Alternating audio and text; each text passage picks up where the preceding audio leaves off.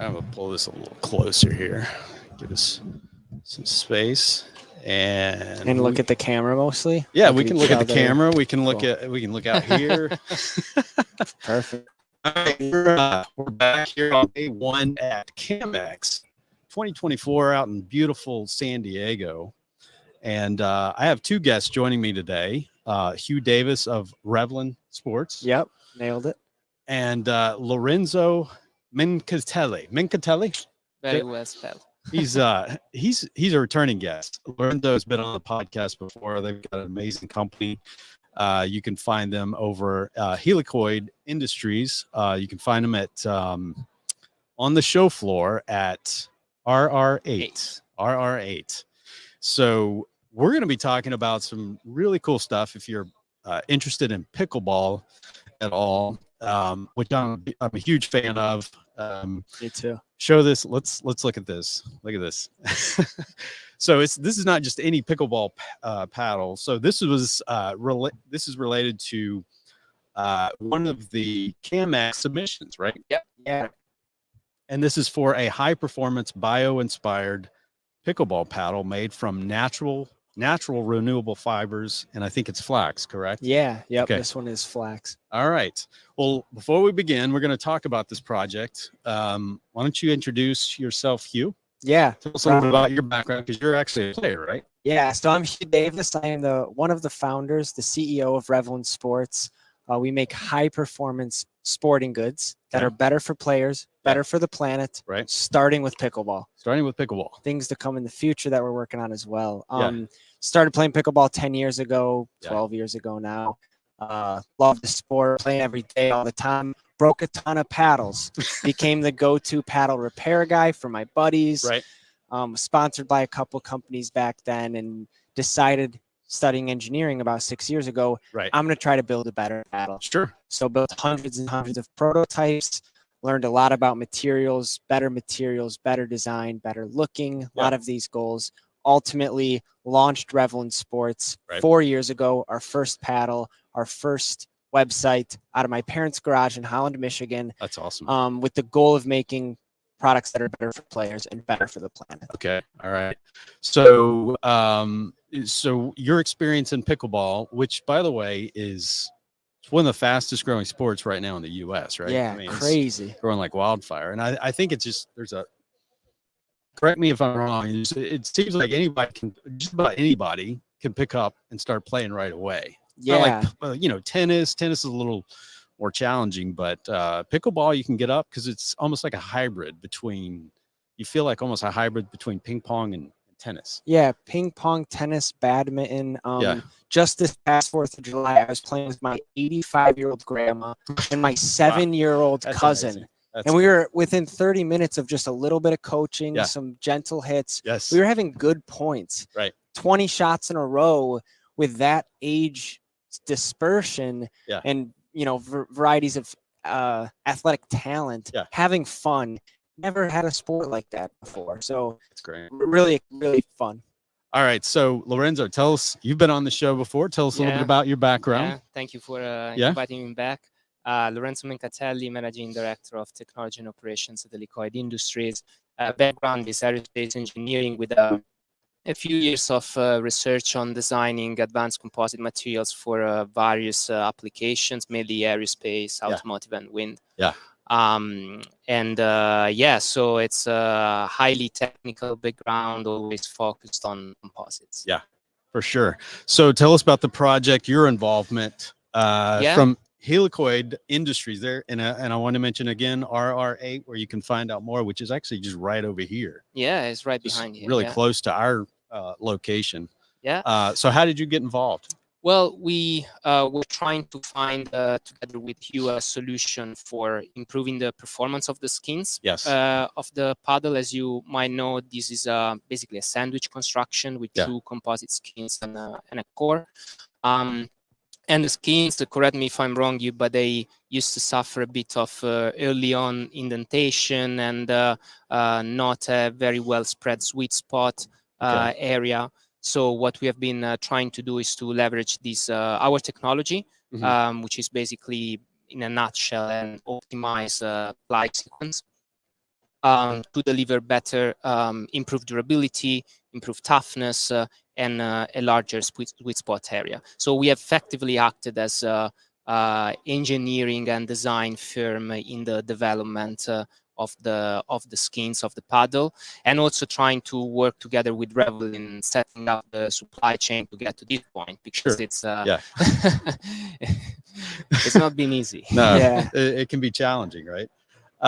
So going back to the manufacturing process, it's different, right, than what's traditional, the traditional process for making these paddles. Yeah, so because of the Helicoid technology, so having these fibers positioned at different orientations, we wanted to find a solution that was almost zero waste. Okay. So that's why we kind of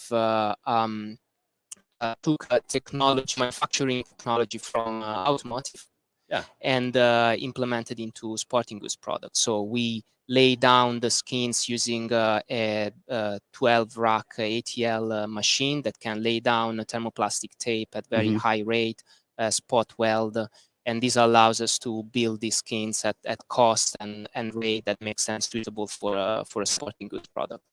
So how did you choose in terms of the biofibers? How did you choose flax? Well, let's say that in terms of performance, flax is probably the product that is most readily available in the market with high performance. The second in line would be hemp, but the problem with hemp is that there is very little available in the market in a continuous fiber format. I see.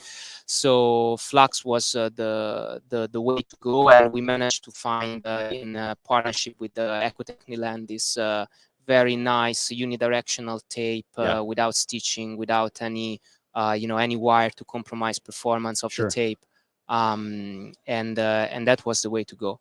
But for especially for a U.S. market, North American market supply, having hemp would be a holy grail. But we're not there yet. Not quite there. Yeah. So talk to us a little bit about some of the validation testing going through this. I mean, are you guys sending these out to professional players out there to give it a hard? Yeah. I mean, you're. I mean, you've gone through a lot of rackets yourself, right? Yeah. It's a great question. Built the first prototypes with Helicoid 2.5 years ago. Yeah. Kind of figuring things out. Over probably the past 1.5 years, we've got really serious. Right. Tested many different layers, a few different materials, the angles and the architecture that Helicoid has helped us with. And with every single prototype, we have a network of preferred ambassadors. We've got 60 ambassadors across the country talking about Revolin, our products at large. Awesome. And we have a small group from your 3.0, intermediate level player to your semi-pro and even some pro players across the spectrum. We'll make 5 or 10 of these, send it out to them for 2 to 3 weeks, a set of questions to work through, and they're giving us feedback: power, control, sweet spot size, sound, the look, all these things, both qualitative and quantitative, that the player can really help us inform. And then, of course, our team itself is built of pickleball players. I played at a kind of semi-pro level way back in the day. Today, most players are better than me, but so that's a huge part of it as well. And then on top of that, we have a lab within our own facility in Holland, Michigan, where we test durability, deflection, the surface texture. How long is that going to last? We send it out to some third-party organizations in Connecticut who are running it through a series of testing. So as we've gotten closer and closer from many prototypes to a near final design, that testing continues to elevate and get more and more serious, more and more detailed. And we've got massive spreadsheets looking at all of our prototypes and comparing it to the popular other paddles on the market, to make sure we're really fitting the needs of the players, of our players, what's missing in the market. What do they want? What is your professional, not your average, pickleball player? What is the professional? What are they looking for when they're looking at something like this? What is the feedback that you get? outside of durability, they're looking for something that gives them always an edge. What is that edge that they're looking for? Yeah, it's a great question. Durability, lightweight are givens. Most paddles offer that today with the composite structures. Today, now what players want, the sport has evolved tremendously, especially in the past 3 years, as the pro scene has gone from, you know, there's $1 million pro players that have $1 million contracts. So it's really, people want the most out of their product. They're looking for a lot of power, lot of spin. So really gritty texture, a texture that cups the ball and has a little bit of softness and can really explode.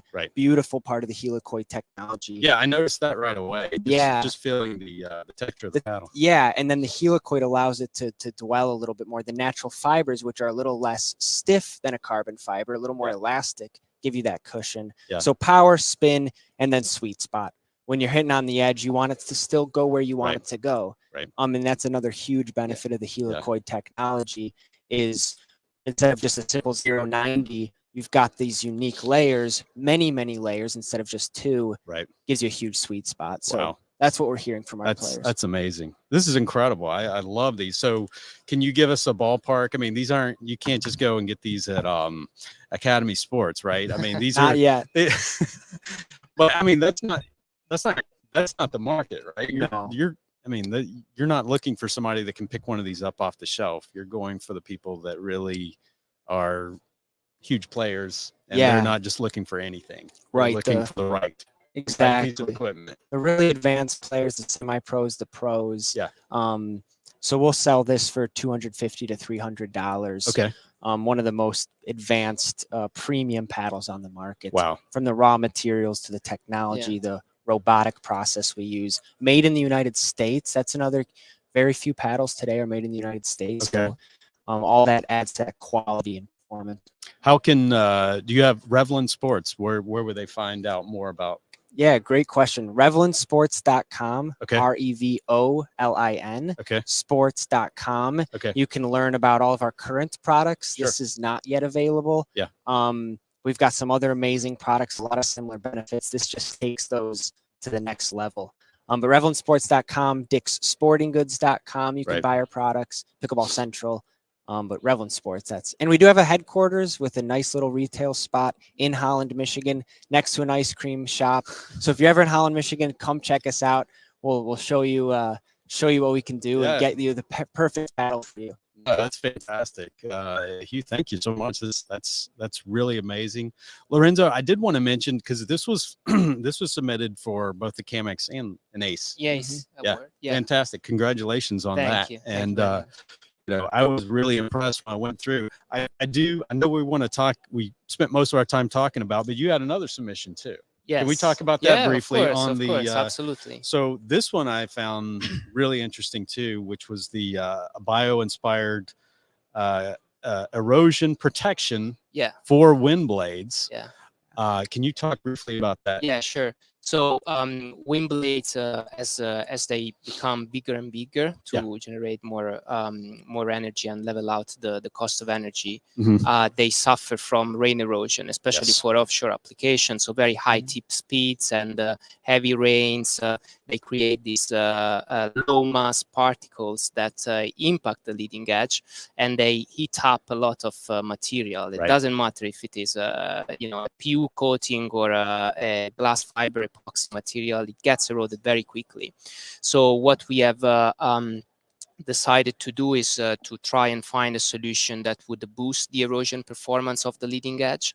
And we are using our technology using standard glass fiber. You can embed it during the manufacturing process of the leading edge of the wind blade itself, or as an aftermarket solution.